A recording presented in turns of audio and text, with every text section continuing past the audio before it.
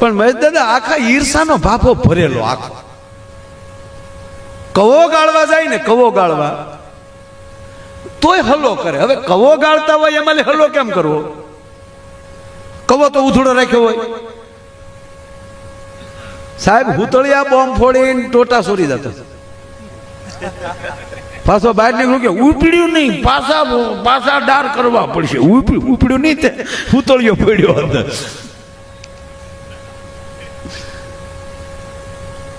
આ ભાભો ના ડોશી તમને મજા આવે છે દાંત જ કઢાવવા. બે ને 81 વર્ષે પોગી ગયેલા, આખી જિંદગી વહી ગઈ. બાપુ 52 વર્ષનો એનો દીકરો, 52 વર્ષનો, પણ હાવ એ કોરો બેટી બચાવો અભિયાનમાં રહી ગયેલો. જ્યાં ગયો ત્યાંથી નાળિયેર પાછા આવેલા. અરે અત્યારે તો છોકરાઓને હું ધન્યવાદ આપું, તમે ભાગશાળી છો બધા. અત્યારે તો જોઈને હક પણ કરો છો ને કાંઈ નહીં. તમારા વાલીના મોબાઈલમાં ફોટા મગાવી જાઓ છો. પૂછો ભાફલાવને બંધમાં હાલી ગયા ડોહા.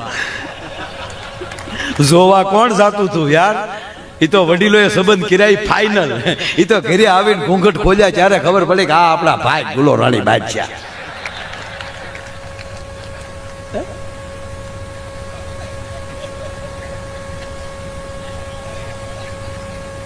છોકરો એવો નરાતાળ રહી ગયેલો. બાપ, દીકરો, દીકરાની માં, ત્રણેય આખા ગામની ડોશી એ તે બજાર ઊંઘતી ફલાણાની બાઈ. એ કોકની બાઈની ટીકા કરવામાં રહી, ભગવાને એની જ ઘીરે દીકરાની બાઈ નો આપી.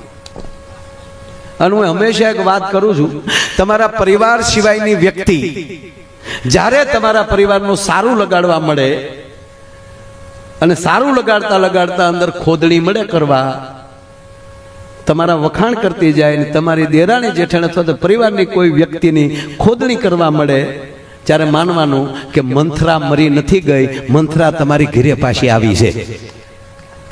તમારું જેવું થોડું કોઈ કામ કરે પણ બેન તું તૂટી જાતો હોય તારી જેઠાણીને એને થોડો તારો ધડો તાતોળી વળી ફૂલાઈને દળી. હાસો તમે હાસો કહો છો, હવે નોખી ન થાવ મારા બાપના પેટની નહીં, મંથરા આવી તારી ડોહી તારી કર્યા. મરી નથી ગઈ. અને મંથરા કેવળ સ્ત્રી નો હોય, ઘુઘોય હોય, ઘુઘાવ હોય. મંથરાનું નામ ઘુઘો. ભાઈઓમાં તરેડ પાડવાની વાત કરે, અથવા તો જે વસ્તુ સત્ય છે જ નહીં એને સત્ય બનાવી અને તમને ખોટી વાત જ્યારે કોઈ કરવા આવે ત્યારે માનજો કે તમારા પરિવારનું મંથરાનું કીધું કઈ ન માને તો રામાયણ આવી બનત નહીં.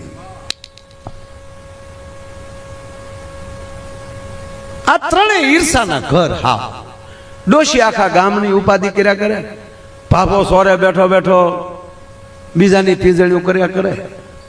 કોક વ્યવહાર કરવા આવ્યું હોય, ઈ વળી છોકરો જોવા આવ્યા ને જોઈને નીકળે ને તો એને પૂછે હા ભાઈ ઉભા રહો ક્યાં ગામથી આવ્યા? લાગે અમે તો આમ આવ્યા છે ઓલી બાજુથી, વાગડ બાજુ. છોકરો જોવા આવ્યા હતા? હા. ગમ્યો? ના અમને નથી ગમતો, ગામડાને નથી ગમતો, પણ હવે ક્યાંક વરાવો તો પડશે ને, વાય આવે હે ને. લે પણ તને ક્યાં પૂછ્યા? બસ કોકનું તોડવામાં આ ભાભો. પણ 81 વર્ષે પહોંચ્યા એટલે વળી પાછો સદવિચાર આવ્યો. એની પત્નીને કીધું કે આખી જિંદગી હાવ આપણે કાઢ નાખી, હવે થોડું ઘણું જીવન બાકી રહ્યું, હાલો ને જંગલમાં થોડાક દૂર જઈને નદીને કાંઠે શિવજીનું મંદિર છે અને મહાદેવને શરણે વ્યા જાય તો અંત સુધરે. આ જો જાતા તે બાઉન્ડ્રી ઉપર કેસ થઈ જાય ને તોય ઘણું. માં, દીકરો અને આ ભાભો ત્રણેય આવ્યા જંગલમાં, ભોળાનાથના મંદિરે બેસી ગયા અને તમને કોઈ મળ્યા ભગવાનનું ભજન કરવા, ઓમ નમઃ શિવાય, ઓમ નમઃ શિવાય. ભગવાનને કૈલાસમાં ખબર તો પડે કે જાતિ જિંદગી આવ્યો તો ખરો દીકરેશ, પણ ભલે બળ કરતો. માં પાર્વતીએ ભોળાનાથને કીધું હવે વાત ચાલુ થાય. પાર્વતીએ ભગવાન શિવને કીધું પ્રભુ બિચારા જાતિ જિંદગી તમારા ભજનમાં મંડાણા છે તો કાંઈક એને આમ જો પ્રસન્ન થાવ. કે દેવી એમાં ઈર્ષા ભરી છે, જ્યાં સુધી એમાં ઈર્ષા ખતમ નહીં થાય ત્યાં સુધી હું એને પ્રસન્ન ન થઈ શકું. ત્યાં તો માતાજી ખીજડે તમારે દેવા ન વરદાન, બિચારા આવા ભોળા ને દેવાય. દેવી જોવું જ તમારે, હાલો. એમાં ઈર્ષા છે એટલે મારું વરદાને ફેલ જાય અને એનું જીવને ફેલ જાય. ભગવાન શિવ તરત પ્રગટ્યા, મા પાર્વતી ભગવાન શિવ આ ત્રણેયની હામાં પ્રગટ થયા. માંગી લો મારા દીકરાઓ, માંગી લો. તા ઓલો બાપો કે આ તો હાશે ને આવ્યા ડોહા, આખ્યાન વાળા નથી ને લે. એટલે આમ જોવા મળ્યો કે હાસુકલો ભોળાનાથ કે હાસુકલો છે, અડી જાય તો વયો જાય, મારી મોર થઈ જાય તું પાછો. પ્રસન્ન થયો છું, માગ. એટલે ગાંખો થઈ ગયો કે માગું છું. એટલે ભોળાનાથે કીધું જો ભાઈ સાંભળે, અત્યારે તાર નો માગવું ને કઈ નહીં, તમને ત્રણેયને એક એક વરદાન આપું છું. તમે ત્રણેય મળીને નિરાચે ઓણ પોર જ્યારે સમય મળે ત્યારે, જ્યારે સદબુદ્ધિ આવે ત્યારે ત્રણેય જણા તમે એક એક વરદાન તમારી રીતે માગી લેજો, જાઓ. એમ કરીને ભોળાનાથ નીકળી ગયા. કોકની ઘીરે સાહેબ આપણે ખાલી ચા પીવા જવું હોય ને તો જમીન આવવું પડે એવો ભાવ થઈ જાય, અને ઘણાને ઘીરે જમવા જવું હોય ને તો ચા પીધા વગર નીકળી જાય એવું થઈ જાય. એટલે ભોળાનાથ તાત્કાલિક નીકળી જાય. તને ત્રણે એક એક વરદાન આપ્યા, મન ફાવે ચાલ માગી લેજો. પાર્વતીજીને કીધું હવે જોજો દેવ્યા, ઉમા જોજો. હવે ત્યાં ત્રણે બેઠા હતા. એટલે ઓલો ભાભાને છું કે આરું એક એક વરદાન જો ત્રણે જો હપીને માગી લે, એક પીએમ થઈ જાય, એક સીએમ થઈ જાય, અને મેડમ છે એ રાષ્ટ્રપતિ થઈ જાય, તો હું ઘટે ત્રણેયને? પણ જ્યાં ઈર્ષા હોય, તમારા જ ઘરની લાઈટ છે એ હોલ્ડરમાં આંગળી ભરાવતી લાઈટ એમ નહીં કે આ બિચારો બિલ આજ ભરે છે ને આને મારે સસડાટી ન બોલાવાય, એ અડી જ જાય. એમ ઈર્ષા એવી છે. ત્રણેય બેઠા હતા, ભાભો સટક્યો. ભાભાએ કીધું કે તમે ત્રણેય આમ જો મા દીકરો બેસો ને ત્યાં હું અખતરો કરતો આવું. એકલો ભાભો આવ્યો ગામમાં, સારું હું માગું. એના એ ગામમાં પાછો આવે ને એમાં પછી બહુ ન હોય. મીડો જોવા હવે હું માગું. પાછું છું કે આગળ અજબો વસ્તુ માગી લઉં, પણ આયુષ તો 18 વર્ષ બાકી છે, 81 પહોંચ્યો, કદાચ 100 વર્ષ જીવી લઉં તો 18 વર્ષમાં મોજ કરી હું લેવી? એની કરતા ભગવાન પાસે આયુષ માગી લઉં. અને ભગવાનને કીધું, હે મહાદેવ, હે ઓઠરદાની, પ્રભુ મને 18 વર્ષનો યુવાન બનાવો, અને દુનિયામાં મારથી કોઈ રૂપાળો ન હોવો જોઈએ. તો ફડક દે 81 નો હતો તે એકડો આગળ વી આવ્યો, એકડો પાછળ હતો, આઠડાની માં એકડો હતો, એકડો ફટ દઈને આગળ આવી ગયો, અને ઓલો થઈ ગયો ફાટ દઈને 18 વર્ષનો આવો ગલગોટિયો. હવે મહાદેવ રૂપ આપે એમાં હું ઘટે? ગામના અમુકે 3-4 જણાએ જોયું ને એ વંડિયું ઠેકી ગયા કે બાબા માલી છોકરો થઈ ગયો, હળોતર લાગે. ન્યા જા ઉભો તો ત્યાં રાજા ન્યાલી નીકળ્યા. હવે રાજાને દીકરો નહીં, અને આવો જ્યાં ગલગોટિયો દીકરો જોયો, રૂપ રૂપના આભરણ, 18 વર્ષની ઉંમર, અને રાજાની બગી ઉભી રહી ગઈ. જય માતાજી દીકરા, જય માતાજી મહારાજ. ક્યું ગામ? ગામની ખબર જ ક્યાં છે? રૂપ જો ખોટું બોલતા શીખવાડ્યું. ગામ જ ક્યાં છે? નાનપણમાં માવતર મરી ગયેલા, રખડતો રખડતો અહીંયા આવ્યો છું, કઈ માવતર તો છે નહીં, ગામે નથી. આને ખબર હતી પાપાને કે રાજા એમણામ છે, આપણું ગોઠવાઈ ગયું. એટલે રાજાએ કીધું તારે કોઈ માવતર નથી? ના, મારી સાથે આવું સવાલ જ નથી ને, મારે પણ દીકરો નથી, હું તને મારો ઉત્તરાધિકારી બનાવીશ. બેહી જા બગીમાં. તા તો બેહી ગયો. ત્યાં જઈને સીધો યુવરાજ સ્થાપી દીધો, બાજુમાં સિંહાસન આપી દીધું. પછી તો કઈ ઘટે જ નહીં, ખોળામાં તલવાર ને યુવરાજ આમ બેઠેલા. હાજ પડવા આવી, ડોશીએ કીધું તાર બાપા ગયા ક્યાં? મારો બાપો ગયો ક્યાં? હાલ ગોતવા જાય. મા દીકરો બે આવ્યા, ગામના પૂછ્યું તાર બાપા ભેળા હતા? એ કે હામે ઉભા હતા ને એમાં યુવાન થઈ ગયા, રાજા લઈને વહી ગયા. મારે જોઈએ એકલા ઘા કાઢી લીધો, લ્યો હાલ બટા ગોતવા ગયા. ન્યા તો રાજની કચેરીમાં જ્યાં બે પ્રવેશ કર્યો. હવે આ ડોશીએ તો 18 વર્ષના તો જોયા ન હોય, 28 તો શરૂ થયા જીવન સાથી તરીકે. મારો જોઈએ ક્યાં બેઠા છે? જોતા દીકરા ગોતતો ઓલો ઓળખી ગયો કે આવ્યો જૂનો મુદ્દો.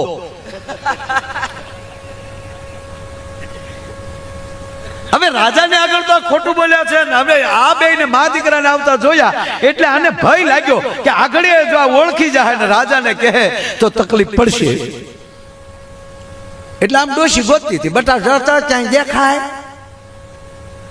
ઓલાને ભાઈને હિસાબે ઉતાવળો થઈ ગયો, ન્યાલી ઈશારા મેળ કરો, બેહી જા બેહી જા બેહી જા.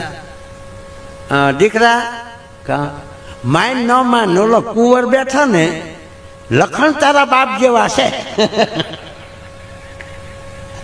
બે વાર આમ આંગળી કરીને એટલે કુંવરને એવું થયું કે આ ઓળખી ગઈ.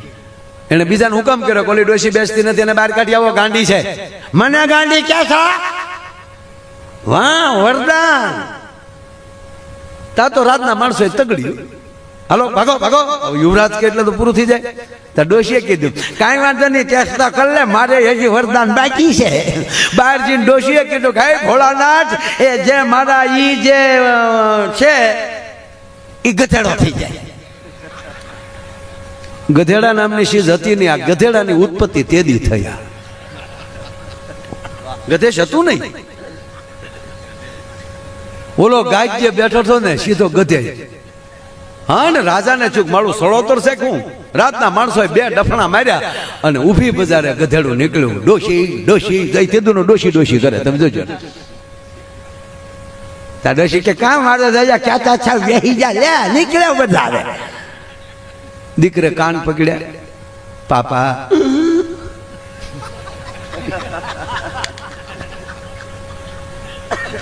જે પછી જે રિવેશ ગેર આવે ને અવાજમાં, એ બાપ દીકરાની બેની વાત છે. પાપા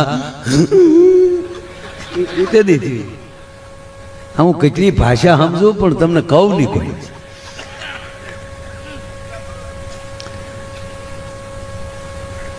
દીકરાને થયું કે હું ગમે એટલું માગી લઉં પણ મારા પિતા ગધેડાના રૂપમાં હોય તો મારે સંપત્તિ કે રાજ્ય શું કરવું. ત્રીજું વચન દીકરા પાસે બાકી હતું. એ દીકરાએ ભગવાનને કીધું, ભગવાન મારે કાંઈ નથી જોતું, મારા પિતાને હતા એવા ને એવા કરી નાખો. એકનું વરદાન રાજકુમાર માંગ્યું, એકનું વરદાન ગધેડા માંગ્યું, બીજાનું વરદાન હતું એનું કરવા માંગ્યું. મહાદેવના ત્રણેય વરદાન વયા ગયા. ઈના ઈર્યા. એનું કારણ એક, એના જીવનમાં ઈર્ષા હતી એટલે કાંઈ ન કરી શક્યા. નહીતર એક ફેક્ટરીમાં આગ લાગી ગઈ સાહેબ. એવી ફેક્ટરીમાં આગ લાગી, આખી ફેક્ટરીમાં કોઈ બારૂદ ન નીકળી. એવો લપેટો લાગી ગયો.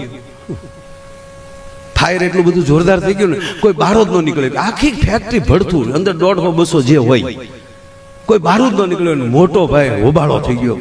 પણ એની કંપનીનો માલિક દાય સીધો મીડિયા ઉપર આવી ગયો, ટીવી પર, કે એ લોકોના જે વીમા છે એ તો મળશે જ, પણ એ મારા સાથીઓ હતા, મારો પરિવાર ગણાય, એને રળી રળીને મને મોટો કર્યો છે, તો આ મારી તમામ સંપત્તિ, આ જેટલા અમારા કારીગરો, જે કામદારો જેને જાન ગુમાવી છે, એના તમામના ખાતામાં મારી તમામ સંપત્તિ નાખી દઉં છું. એટલે એક કેલ્ક્યુલેશન મારી દીધું છે, દરેકના ખાતામાં 51 લાખ રૂપિયા કંપની તરફથી એના ફેમિલીને મળશે.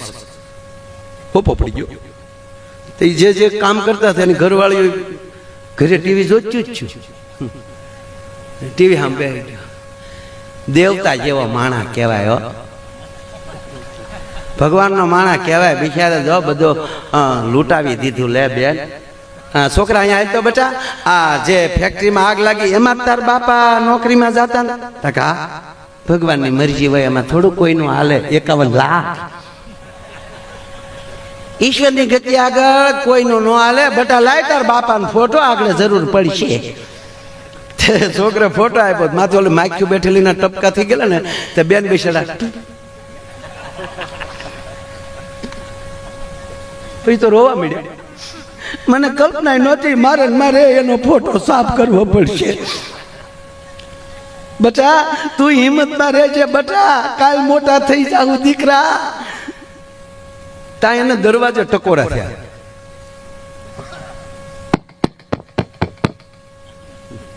આમ ટકોરો થયો ને, તો બેને દરવાજો ખોલ્યો, તો ઘૂઘુ સામો ઉભેલો ને માવો સોળે. તો બેન ટક્કર લઈ ગયા કે આ ક્યાંથી આવ્યા? તેનો પતિ કે હું છે, શું સામું જોઈશ? તમારી ફેક્ટરીમાં આગ નથી લાગી? કે ભડકો થઈ ગયો. સમાચારમાં તો હવે કોઈ નથી બસ્યું. કોઈ બસ્યું જ કેવું? તા તો બાઈને હેવડો પીડ્યો, કોઈ બસ્યું નથી. એ કે તો માળો ભૂત થઈને પદ્માને મળવા જ નહીં આવ્યો હોય ને, એટલે એ બેનનું નામ પદ્મા હતું એમ.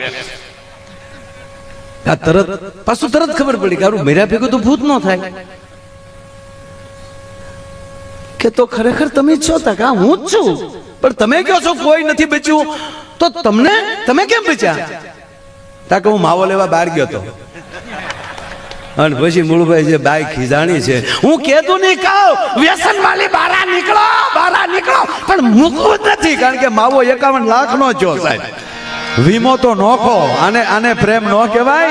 આ ઘણા એમ કે આવડા હું કામ હવનમાં આવા ધુવાડા કર નથી, આ ઘણાના વીડિયા આવે. મૂળભાઈ મને કાળસળ, પણ હવે નાનો માણસ આપણે કઈ કહેવાય તો નહીં. વીડિયા મૂકે કે આ લોકો જે હવનમાં જે લાકડા નાખે અને ઘી નાખીને ધુવાડા કરે છે એટલા ગરીબોને દેતા હોય, તો ત્યાં તારી પેઢીમાં કેટલાકને ગરીબને આપ્યું? ગાંડા, ગરીબને દેતા આવડ્યું છે ને એને જ આહુતિ દેતા આવડ્યું છે, બીજાને નથી આવડ્યું છે. કા આપણા ભગવાન ભોળાનાથ ઉપર શું કામ દૂધ ચડાવે છે, એટલું ગરીબોને દેતા હોય તો તું ગૌમુખી જીન પી જાને બેઠો નહીં. ખબર નહીં, ગમે ને આ સનાતન માટે કોઈ પણ બોલી શકે. બોલો, કોને એને પીળો પટ્ટો આપ્યો એને ગોતું?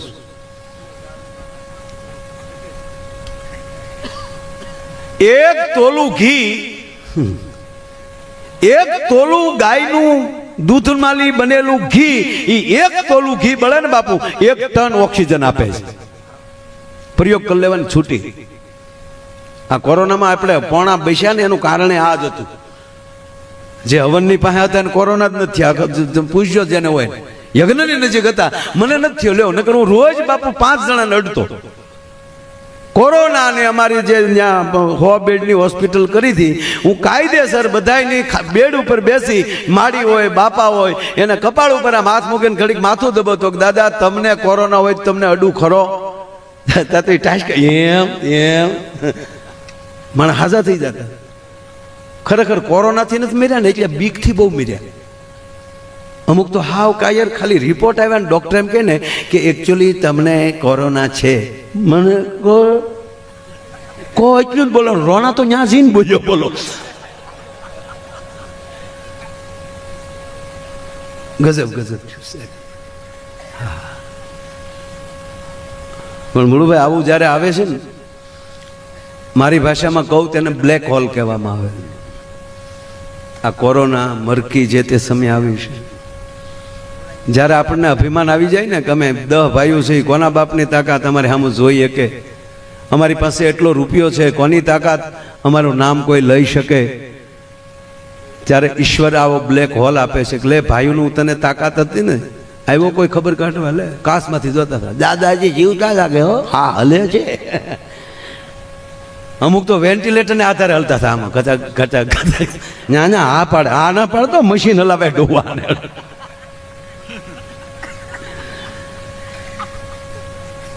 એકલો જયારે બાટલાના ટીપા ગણતો હતો ત્યારે એને યાદ આવ્યું કે અરે હું જે અભિમાન કરતો હતો એને બદલે આજ કોઈ નથી આવતું. મારી પાસે એટલો રૂપિયો છે, માણસ કેનારો ઓક્સિજનનો બાટલો નહોતો મળતો. આજે હવા લઈ છે આપણે, અત્યારે શ્વાસ લઈ છે, એ શ્વાસની કેટલી, હવાની કેટલી, ઓક્સિજનની કેટલી કિંમત છે એ બાટલા ઓક્સિજનના નહોતા મળતા ત્યારે ખબર પડી. અને બાટલા તો એવા મૂળભાઈ ઉપડ્યા ને, અમારા અલંગમાં લોખંડ કાપવાના જે બાટલા હાલતા હતા ને એ અકાર દેખ્યા, કારણ કે મળતા જ નહોતા બાટલા. એ બાટલામાં હવા ઉભર્યો. ઓલો ભાઈ એના બાપાના ખબર કાઢવા જતો હતો હોસ્પિટલે, તો એનો ટપુડીઓ હારે થયો, પપ્પા મારે પણ દાદાને જોવા છે. કે લઈ જાઓ, બાળકને લઈ જવાની મનાઈ હતી, પણ કે લઈ જાઓ, દીકરાનો પ્રેમ. તે કાસમાં લે ઊંસો કરીને દેખાડ્યો. તો દાદા વેન્ટિલેટર ઉપર હતા, બધે ભૂંગળા વાયર ને લગાડેલું, દાદા લેર કરતા હતા. ઘરે આવીને દાદીમાએ પૂછ્યું, બેટા તાર દાદા શું કરતા હતા? ચાર્જિંગમાં મૂક્યો હોય એવું લાગ્યું. એને એમ કે દાદાની બેટરી વહી ગઈ, દાદાને ચાર્જિંગમાં મૂક્યો. બોલો, એવી પરિસ્થિતિ આવે ત્યારે દ્વારકાધીશ સામે આપણે કેટલા સમ ખાધા છે, તમે કલ્પના યાદ કરો. કે દ્વારકાધીશ અમે કચરો નહીં નાખીએ, આપણે 2 મહિના ઘરે રહ્યા સાહેબ, આકાશ ચોખ્ખું થઈ ગયું હતું, પૃથ્વી ચોખ્ખી થઈ ગઈ હતી, એના ઉપર ખબર પડી આપણે કેટલી ગોબરાયું કરીએ છીએ. આ બાબત હું અમેરિકાના વખાણ કરીશ. એ લોકો કોઈ દિવસ જાગતા વેત કરાગ્રે વસ્તે લક્ષ્મી નથી બોલતા, પણ ઈ આ છે ખરાબ કામ નથી કરતા. એ લોકો જાગીને પરવસ્તન મંડલે વિષ્ણુ પત્ની નમસ્તુભ્યમ પાદર્શ ક્ષમસ્વ મે એ કોઈ દી માં પૃથ્વીને પગે નથી લાગતા, પણ ઈ માવો ખાઈને કોઈ દી પૃથ્વીમાં થૂકતા નથી. એમાં ગુણ છે ઈ કહીશું. એ નાતી વખતે ગંગા જમના સરસ્વતી નર્મદા સિંધુ કાવેરી એ તમામ નદીઓ મારા નાવાના જળમાં આવશો એ કહેતા નથી, પણ એ જળને ખરાબ કરતા નથી. એની નદીઓ એ નદીઓમાં વહેતા નીરમાં એ કોઈ દિવસ કહેવાય ગયો કાગળનો ટુકડો ફેંકતા નથી.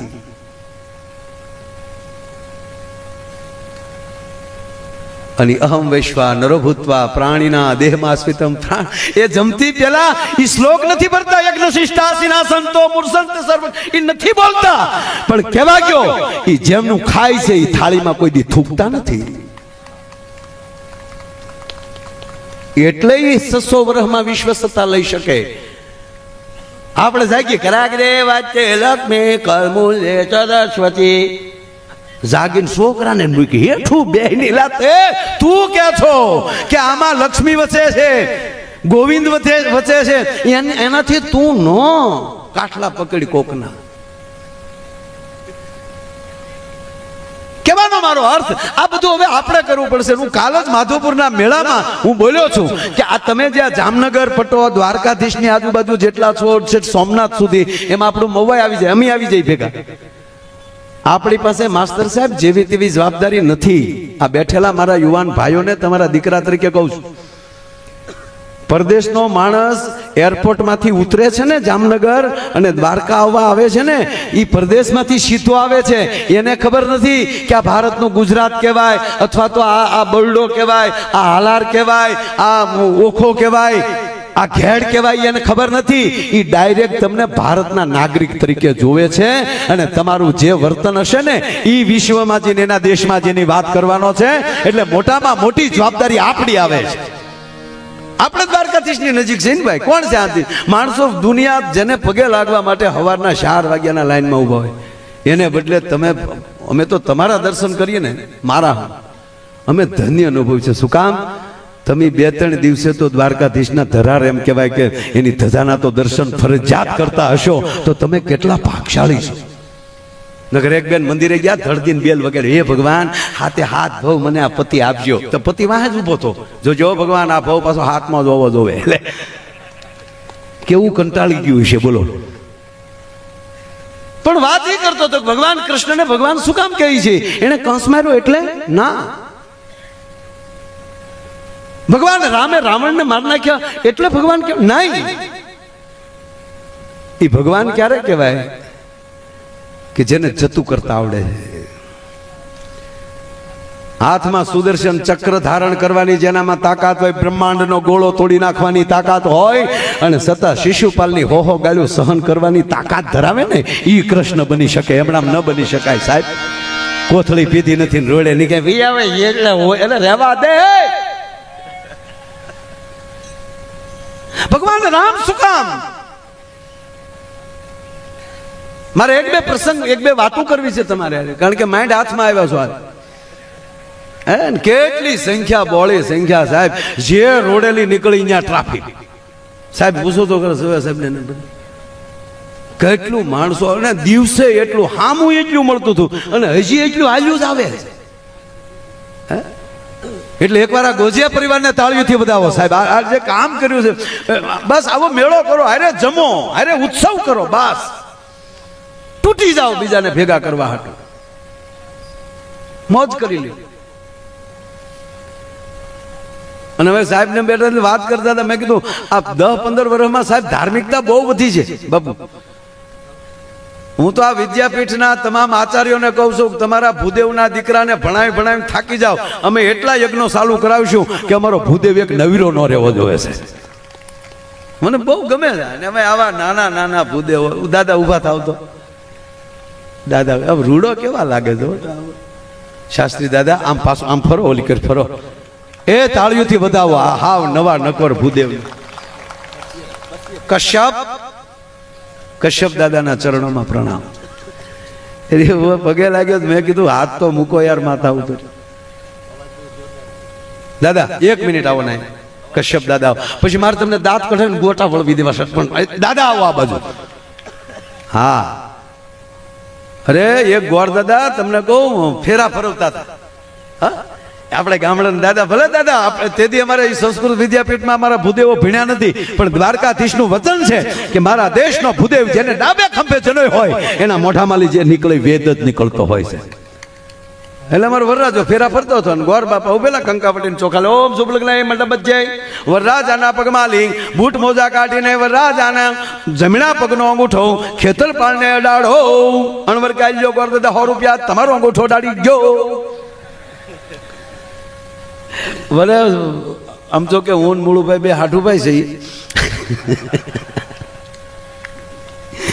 અમે બે એક જ શોરૂમમાં છીએ.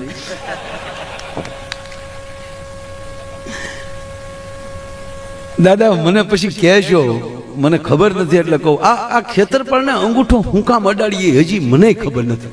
જેને પૂછીએ કે હું કામ અડાડતા કે બાપા અડાડ્યો અમે અડાડીએ. લે આ બેનો ઉકરડી ઉઠાડવા જાય, ઉકરડી છે કોની છોડી? કાંઈક તો છે મને ખબર છે, હું કહું નહીં. અમુક વસ્તુ એટલે સારી વસ્તુ છે, બહુ સરસ વસ્તુ છે. એ કોક દી મને એકલા મળજો ખરેખર કે બહુ સરસ. પણ આયા ગોર દાદા ઉભેલા હાથમાં કંકાવટીને ચોખા લઈને ઓમ શુભ લગ્ન મંડપ જ જાય. તમારા લગ્નમાં મારો ડાયરો રાખજો.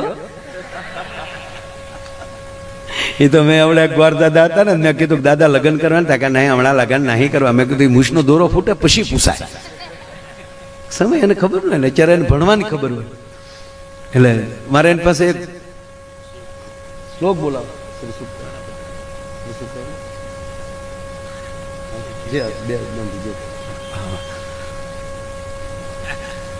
એટલે લગ્ન કરો તો ડાયરો મારો રાખજો.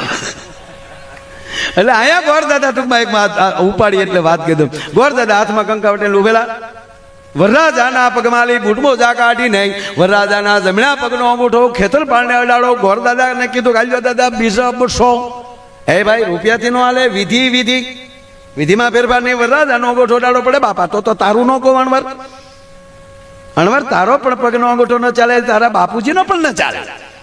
વરરાજાનો જ અંગૂઠો ચલાવવો પડે કે ગોરદાદા આલ્યો બીજા 200 પડી મુદો રહેવા ગયો. ગોરદાદા કે પણ છે હું બીજું કાંઈ નથી દાદા, અમે હજી સુધી વેવાઈને નથી ખબર પડવા દીધી ને તમે ખેતરપાળને હું કામ ખબર પાડવા માંગો છો? ગોરદાદા તોય ન સમજાવ. નહીં ભાઈ ચોખવટ કરો, ચોખવટ એટલે અંગૂઠો જ નથી. આ પગ બૂટ મોજામાં છે ત્યાં સુધી જ રૂડો છે બાપા.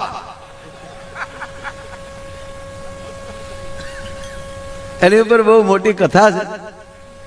અંગૂઠો હુકામ આપણે કાઢવો પડે એ બહુ મોટી વાત છે. એમાં અત્યારે નથી જવું કારણ કે 5 કલાક થાય. એના માટે આપણે એક દી કથા રાખવી પડે. ખેતરપાળને અંગૂઠો છુકામ અડાડીએ છીએ એની ભવ્ય કથાનું આયોજન વક્તા માયાભાઈ આહિર. આવું કઈ છે નહીં હો, આ તો કહું તમને ખાલી. પણ આ દેશનું ઘરેણું, આ દેશની ગરિમા, આ દેશનો શણગાર, આ દેશનો વેદ, આ દેશના ઉપનિષદ, આ દેશના શાસ્ત્રો, આ દેશની કથાઓ, આ દેશની વાર્તાઓ, આ દેશના દ્રષ્ટાંતો અને કહેવા ગયો આ દેશના દાંપત્ય જીવનો, એ આ દેશનો શણગાર છે સાહેબ. આ દેશનો શણગાર શું? આ દેશના દાંપત્ય જીવન.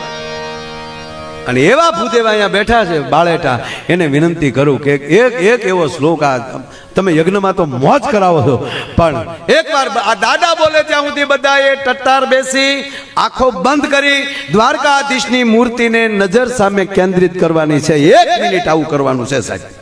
બધાને મારા કરત પ્રાર્થના, એક સાથે એટલી વ્યક્તિ ધ્યાનમાં બેસી જાય, દ્વારકાધીશને સીતમાં લઈ લે સાહેબ, કેવડી મોટી વસ્તુ બને કલ્પના તો કરો. કેટલા બેઠા એ અમારા માટે મહત્વ નથી, કોણ બેઠું એ અમારા માટે મહત્વ હોય છે. એટલે હવે રામજીભાઈ આ બધો ખરો ડાયરો બેઠો છે અને એમાં 5 ગોરિયા ભાઈઓ બેઠા હોય એટલે આપણને વધારે આનંદ આવે. હા એટલે આ બધા ભાઈ બેહી શકો એમ છો હવે. હા ઓલું હું અત્યારે 1 વાગ્યા પછી તો ઊભું તો બંધ થઈ જાય, એટલે બેસી શકશો, ઊભા રહ્યો તોય વાંધો નહીં,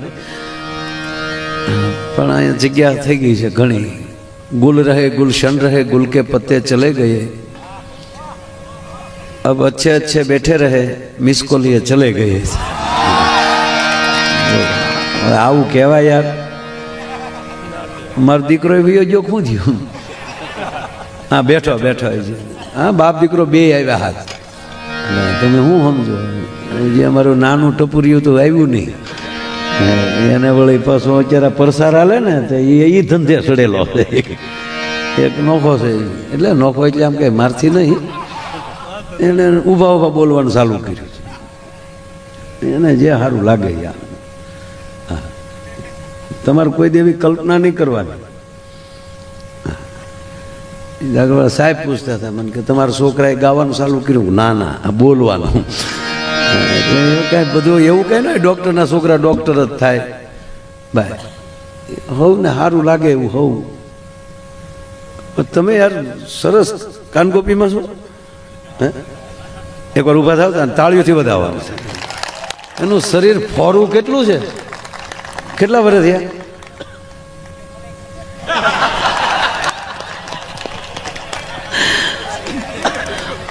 એને બીજી વાર તાળીથી વધાવો. આ પહેલી વાર એવી વ્યક્તિ નીકળી, ઉંમરની ખબર નથી. અને હકીકત કહું સાહેબ, તમારી મોજમાં ઉંમર હોતી જ નથી. જો ઉંમર આરે લેના દેના હોત, કેમ ગયા ઓલા બાપા સીડાભાઈ, એ સીડાભાઈ, આ વધાવવાનું તાળીઓથી વધાવો. આ બાપાની મોજ નહીં, આ 18 વર્ષના છોકરાઓને ઝાખા પડે ઈ છે. અને ધન્યવાદ છે, આ બધા નાના હતા ને ત્યાં બોર્નવિટા વાળા નતા, હે માવું દૂધ પાતી હતી ને તાહળિયું ભરીને ત્યાં ફીણની મૂછું થઈ જતી હતી. અત્યારે ફીણવાળા દૂધ ક્યાં મરી ગયા એ જ ખબર નથી, ડેરીમાં ફેટ ઓછા આવે એટલે છોકરા તળિયાનો માલ જ ભાળે છે ડોહા. ઓલા તો તાહળી મોઢે માંડતા હતા, મૂછુંની ઓલો ફીણની મૂછું થઈ જતી. હા એ 11 મહિનાનું થાય ને તો એ છોકરું ધોડવા મળતું. અત્યારે હુકાઈ ગયેલા કાંક્ષી જેવા બટકા આપે, 18 મહિનાના થાય તે માલ્યું જીક્યું જીકી જીકી જીકી. જો કે છોકરાઓને સારું છે અત્યારે. આ વડીલો પૂછો હકીકત, પહેલા તો નાના હતા, પીડ્યા હોય ક્યાંક રમવા ગયા હોય ઓળકોળામણા, હવે તો એ રમચ્યું જ વહી ગઈ. એ રમવા ગયા હોય ક્યાંક પીડ્યા હોય, સોલાણા હોય તો સારું ન થાય ત્યાં સુધી બાપાને દેખાડાય નહીં, ત્રાહું હાલવું પડે. નહીતર ઈ ભાળ ગયા ઈ બે નાખે, ક્યાં જૂથું રખડવા. એને બદલે અત્યારે છોકરું પડી જાય તો આખું ઘર મારું ચીકુલું ભૂલી ગયું. એ ચીકુલું કાંઈ નહીં કરીએ કે સાહેબ.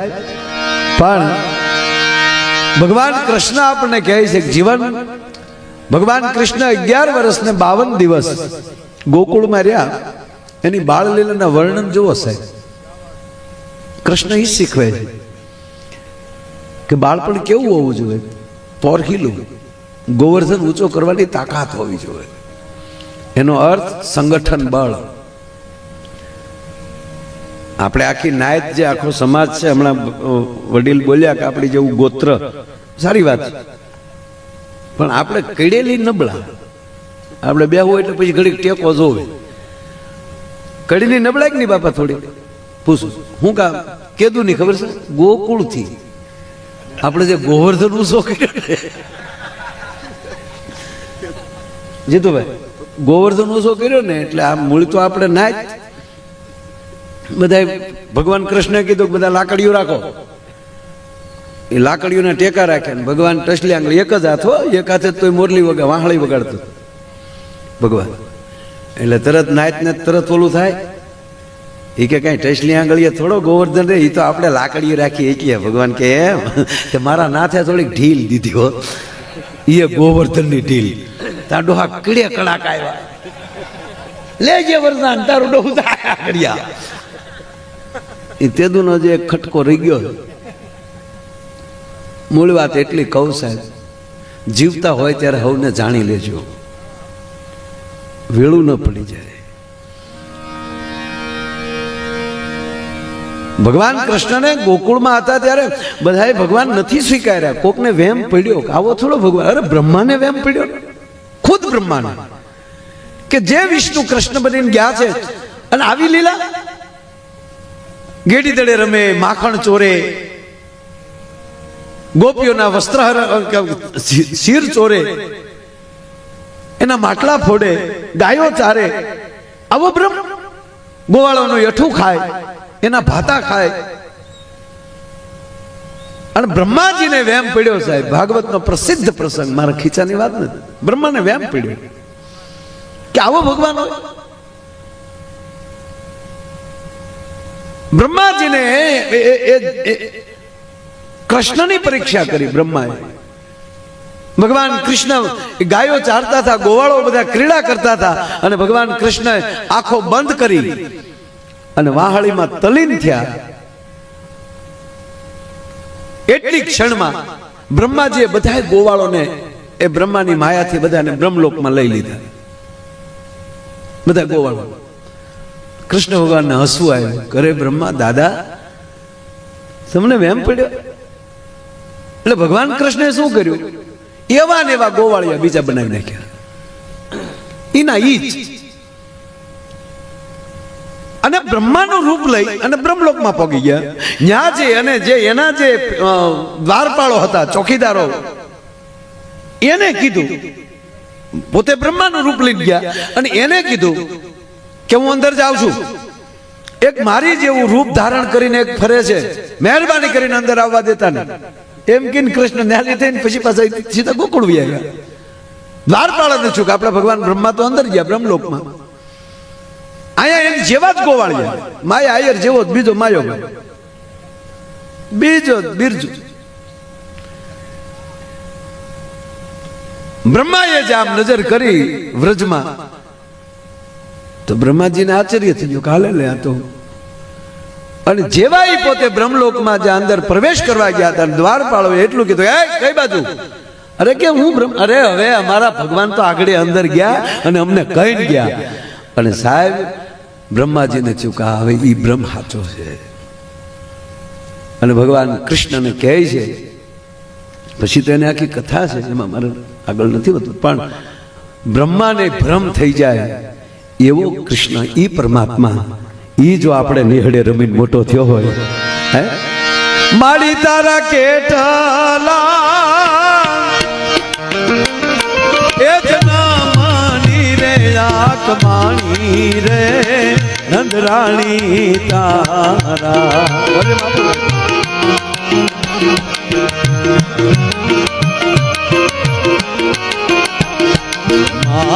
માંગણા રે રે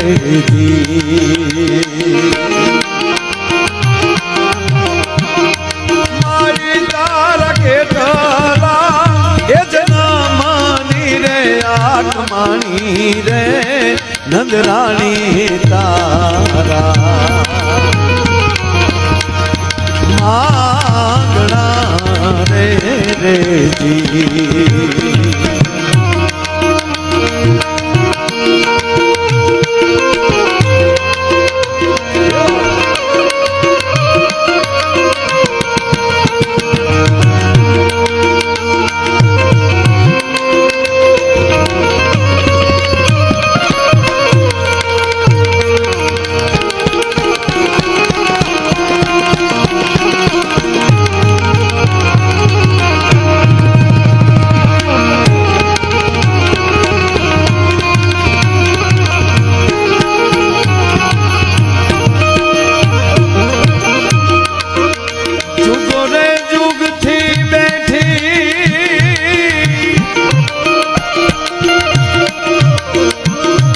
ચોપડાન બાંધી રે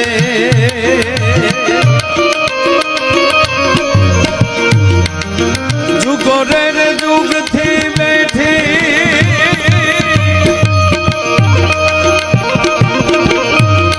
ચોપડાન બાંધી રે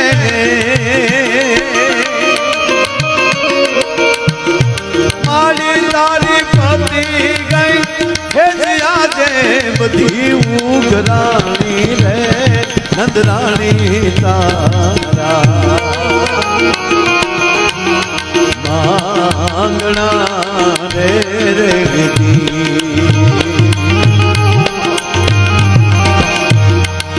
મારી તારા કેટલા એ જન્મની રે આત્માણી રે નંદરાણી તારા